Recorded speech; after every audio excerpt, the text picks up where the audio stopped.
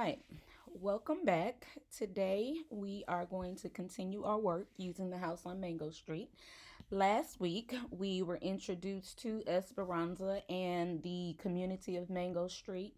And what we did was we were looking at how Sandra Cisneros actually utilized a specific style and skill in order for her to create her vignettes. We were looking at it from the narrative reading focus, thinking about who our characters are, what the setting is, how certain events and dialogues help to propel the plot and helps to create and reveal things about the character. Well, as we transition into this week, we are going to be taking it a step further, and we're going to be using our reading from last week to we're going to roll into the writing component. Okay, so our AKS for this week is going to be to write narratives to develop real or imagined experiences or events using descriptive details. And as we go throughout this course of the work, we're going to do what good readers do, and we're going to use our mentor text, The House on Mango Street, and Sandra Cisneros' writing style to create our very own vignettes. All right, so very briefly, we talked about, or you read about what a vignette is, and we're going to delve further into that, and we're going to discuss specifically the elements of a vignette. As of right now, you should know in your reading of the vignettes that we've read so far, one, they're short, and then they have other additional characteristics. Well, a vignette in a nutshell is not just a short story, but it comes from, it means little vine or a splice of life. Well, what is a splice of life or a little vine? It's a snapshot. We can see with Esperanza's experiences and the vignettes that we've read thus far, the story doesn't read like a regular, I guess, narrative per se, because we are being Esperanza is allowing us to capture things about herself and her neighborhood and events in different sessions. So let's continue to look at this. I don't know why this popped up. All right, so it's a short scene designed to capture a moment in time. All of the vignettes that we've read so far, they're short again, and we are capturing glimpses of Esperanza's feelings in her life. We she does this, Sandra Cisneros does one thing or a couple of things that are specific of a vignette. Not only are they short scenes designed to capture a moment in time, but they're descriptive. Okay, description meaning it's using strong imagery. We have events, or we've read vignettes where she's talking about, Esperanza's talking about how her mom's hair smells like fresh baked bread. We have some imagery where they she talks about the Vargas kids, and you're reading last night or you're reading today, and how the Vargas kids, they run around jumping on and bending trees. So that's strong imagery. But we also see strong figurative language.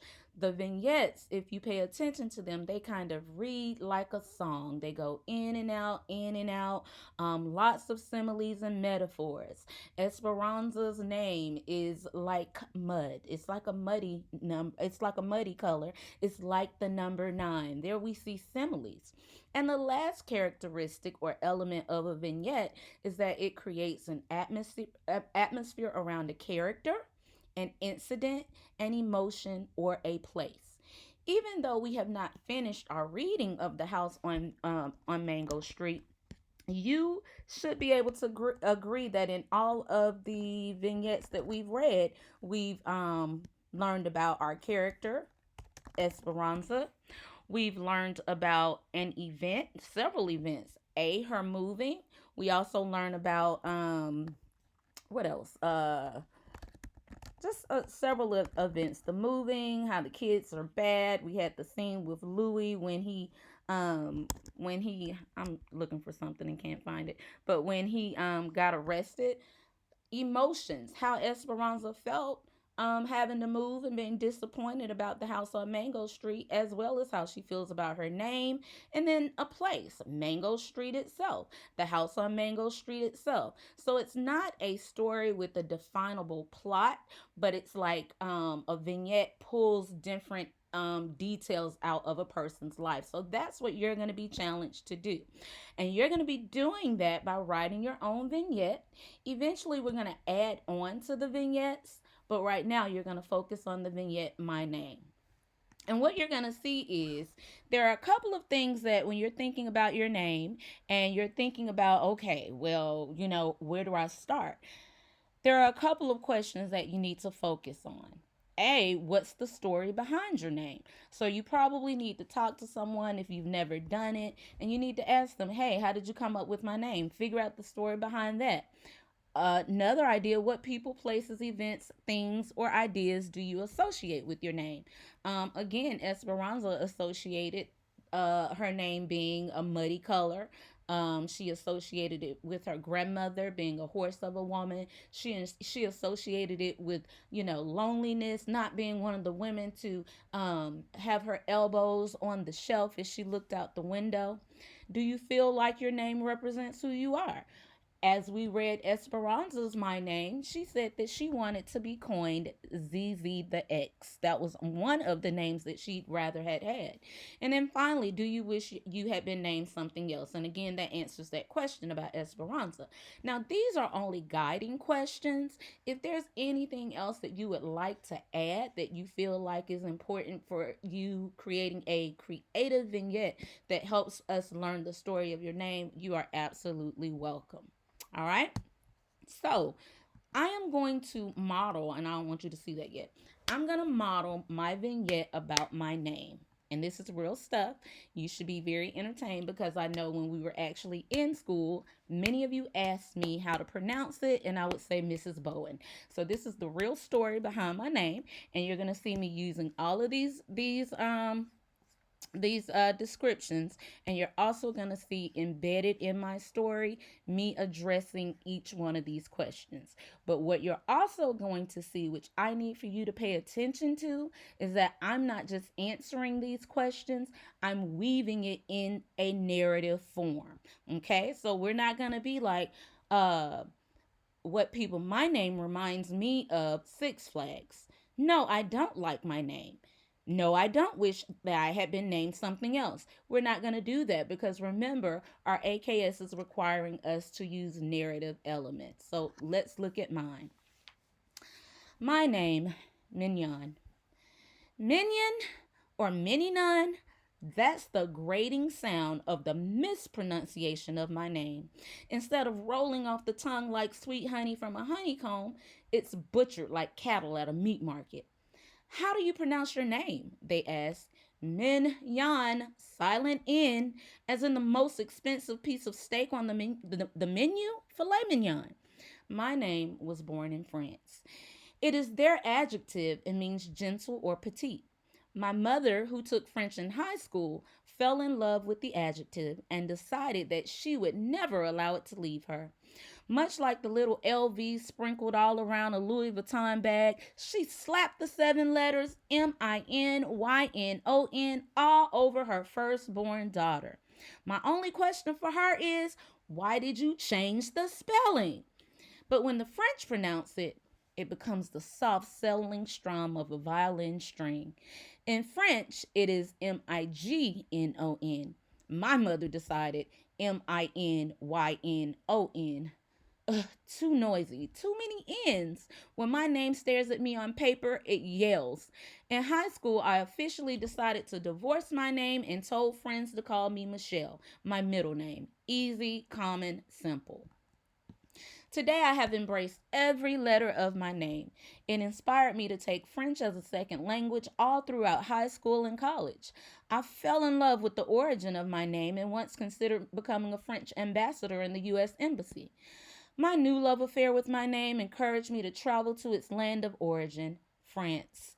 There I allowed my name to be sung by many native Parisians. What is your name? A French waiter asked in the best English that he could possibly muster. Mignon, I replied as I watched his eyes light up, and he repeated it in its native French tongue. Mignon. Today I defend my name, its spelling and all. I embrace that extra N as strongly as I embrace my spirituality. Closing my eyes, taking a breath, I now let my name, Mignon, shower my insides. And then slow, slowly, I exhale. Yes, I approve. And here you see some pictures of me in Paris from where my name came from. All right, let's go ahead and let's deconstruct what you just saw happening here.